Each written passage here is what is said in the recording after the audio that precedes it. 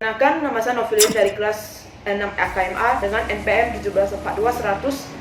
Saya merupakan mahasiswa dari Universitas Internasional Batam. Nah, di sini saya akan menjelaskan hasil dari UTS Etika Profesi yang dilaksanakan pada tanggal 7 April hari Selasa lalu. Pertama, saya akan menjelaskan inti dari kedua kasus tersebut. Pertama, kasus atas akumulasi laporan keuangan. Inti dari kasus ini adalah seorang presiden dari perusahaan atau yang kita sebut dengan nama RAS. Dia memegang jet general terbesar secara rahasia dari pihak bank ataupun perusahaannya. Di sini dia ingin mendapatkan pinjaman sebanyak itu dari bank, oleh karena itu dia melakukan negosiasi keuangan. Setelah mereka mendapatkan pinjaman, penjualan mereka itu meningkat, tapi mereka tidak melaporkannya kepada pihak pinjaman bank atau yang kita sebut sebagai monika di kasus ini, agar mereka mendapatkan lebih banyak pinjaman lagi. Nah, RIK atau sebagai kontrol dalam kasus ini, dia mengetahui tindakan presiden tersebut, namun dia tidak berani mengungkapkannya. Dari kasus ini terdapat beberapa pertanyaan. Pertama adalah penjelasan mengenai prinsip-prinsip fundamental. Menurut saya yang pertama itu yang adalah integritas. Kenapa harus integritas? Karena sebagai seorang akuntan harus mempunyai sikap yang bertanggung jawab dan menjunjung tinggi profesinya. Yang kedua adalah prinsip profesionalisme. Sebagai seorang akuntan tentunya harus memiliki sikap profesional dan tidak boleh mengabaikan jika ada suatu kecurangan yang terjadi. Tiga adalah objektivitas. Sebagai seorang akuntan, tentunya kita harus mengungkapkan kebenaran dan tidak boleh memihak pihak manapun, walaupun pihak tersebut itu sangat berpengaruh. Kemudian fakta-fakta yang relevan atas kasus ini. Nah, di sini kan perusahaan ini mengalami penurunan penjualan. Oleh karena penurunan penjualan yang terjadi, laporan keuangan atau arus kas pada perusahaan ini sangat kacau dan tidak stabil. Nah,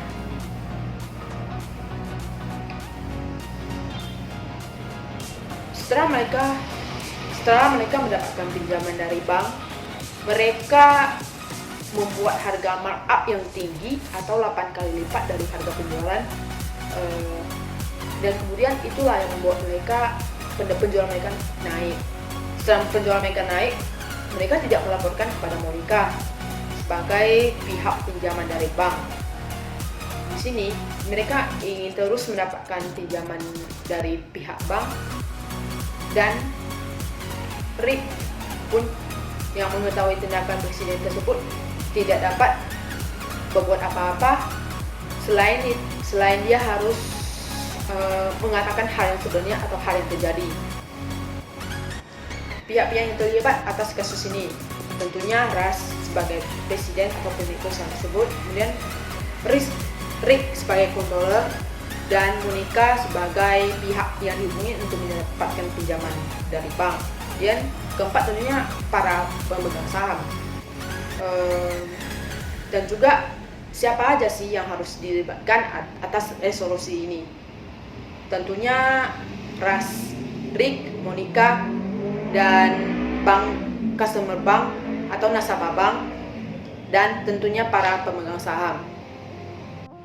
Nah, etika yang dilanggar dari kasus ini adalah pertama itu seorang akuntan tentunya harus melaporkan jika ada kecurangan yang terjadi, di mana kepada kasus ini si akuntan sudah mengetahui adanya pemanipulasian laporan keuangan yang dilakukan, namun dia demi untuk mempertahankan pekerjaannya, dia tidak berani mengungkapkannya.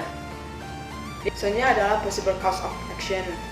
Nah, menurut saya RIK tentunya dapat memberitahukan kondisi perusahaan kepada Monika, dan jika RIK memberitahukan hal tersebut kepada Monika, maka RAS akan menganggap bahwa RIK ini berkhianat, dan tentunya RIK akan kehilangan pekerjaannya.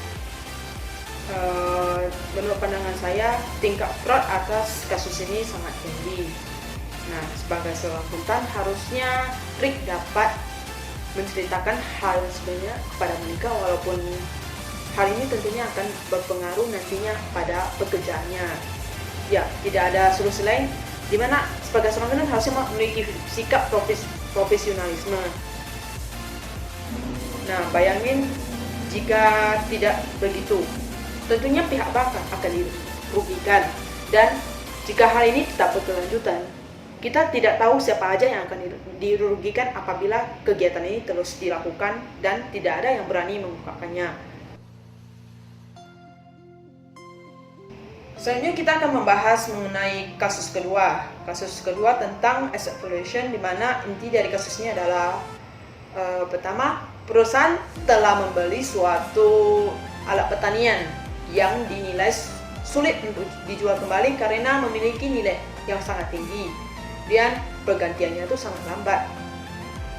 Kemudian pemilik dari perusahaan ini tidak ingin menuliskan adanya inventaris ini walaupun sudah ada di buku selama bertahun-tahun. Dan Penny, dia ingin meneruskan adanya inventaris ini. Namun pemilik berusaha untuk mempengaruhi Penny atau dia agar Penny dapat merahasiakan hal tersebut dari auditor. Kita akan menjelaskan tentang prinsip fundamental. Pertama tentunya objektivitas. Sebagai seorang akuntan tentunya kita harus bersikap objektif, mana yang benar, mana yang salah. Kita harus lihat gimana sih. Pertama kita harus lihat dari sisi objektivitasnya.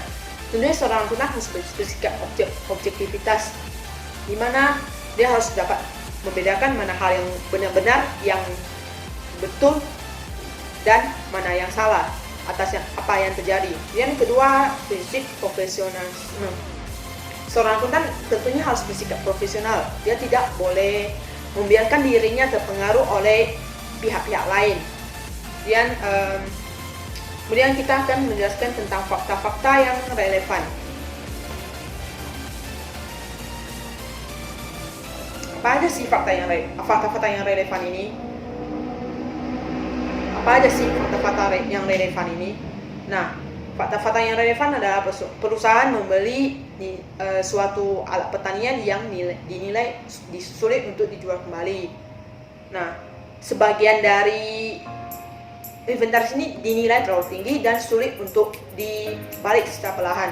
Dan ini adalah tugas yang sangat sulit untuk mencoba membongkar inventaris ini secara menguntungkan. Penny berusaha untuk meluruskan buku-buku tersebut walaupun pemilik tidak ingin hal ini diketahui oleh auditor perusahaan. Dan siapa aja pihak-pihak yang terkait atas kasus ini? Pertama tentunya Ron sebagai inventory control clerk, dan Penny sebagai controller, dan Art sebagai presiden dari perusahaan. Tentunya Ron tidak lepas dari Rhonda sebagai manager sales manager. Selain itu tentunya para pemegang saham tentunya terlibat. Nah, siapa aja yang harus dilibatkan dalam resolusi ini? Tentunya tidak jauh dari Penny sebagai controller, Rhonda sales manager, kemudian Art sebagai presiden atas perusahaan ini, dan auditor perusahaan tentunya harus ikut campur atas hal ini karena hal ini merupakan tindakan yang sangat tidak menguntungkan perusahaan. Dan tentunya Ron sebagai inventory control clerk. Nah, possible cause of action atas kasus ini adalah Penny sebagai controller atas aset ini tidak mampu menghadapi hal yang terjadi, di mana dia terus mendapatkan pengaruh dari pihak-pihak seperti Art dan Ron.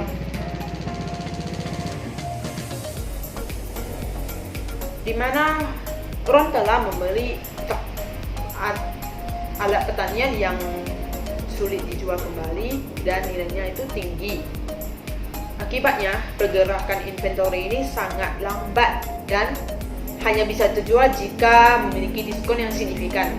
Dan menurut pandangan saya, jika sebagai seorang akuntan, tentunya harus mampu menerapkan sikap profesionalisme agar tidak berdampak pada pekerjaannya, dan hal tersebut tidak merugikan perusahaan akibat adanya write down atau asset valuation yang dilakukan.